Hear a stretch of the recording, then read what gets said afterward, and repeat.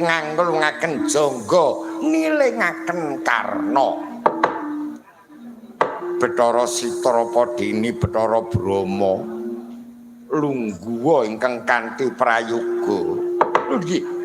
Ngestaken dawuh Rama Pulun nyasaken pangabekti konjuk sahandhaping pepada. Ulun tampa nadyan kula ginyasaken pangabekti Rama Pukulun ulun tampa Brama.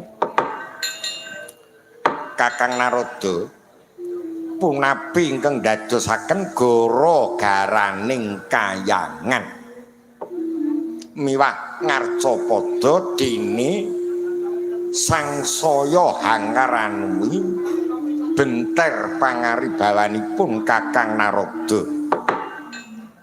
Perkencong Warudaya nglotoloya nggih Di. Peranganing gara-gara wonten kalih perkawis. Inggih menika sepisan Pandhu Dewanata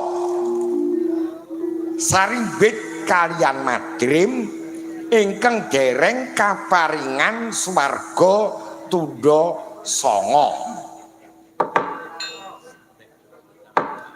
Nadyan ulun inggih ngertos bilih menika lepate Pandhu nuruti Madrim nalika idam-idan kawoworan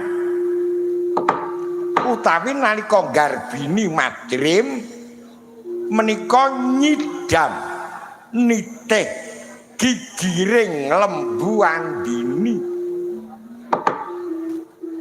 Lah mongko nalika semanten Adi Guri nggih lila legawa. Satemah Pandhu kaliyan Madrim nitih lembu Andini. Nanging kenging menapa satipun Adi Pramesti Guru numusi dhateng Prabu Pandhu, pejahipun Prabu Pandhu pejah siya sampya kaliyan Prabu Trembaka ratu ing Pringgondani.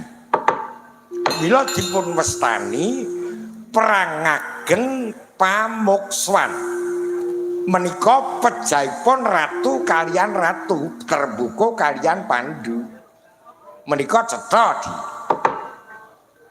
Nggih Kakang Narada. Lajeng wonten malih lampahan ingkang gegeraken jagat menika tansanes kejawi lampahan Gojali Suta. Lah menika yen ngaten menika dadosaken gegering jagat. Perange bapa karo anak.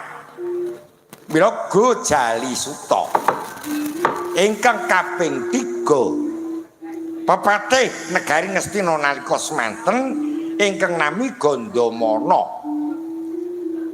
Gandamana menika astune nggih boten lepat. Ning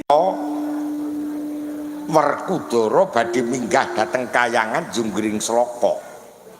Tansanes ugi badhe ngawu-awu Sudarma wonten pundi papane Kakang Narada. Ana ing tias jroning kalbu pambukaning warana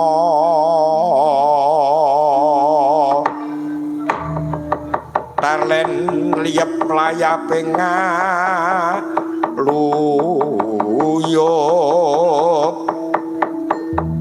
pindha pesating sumpena.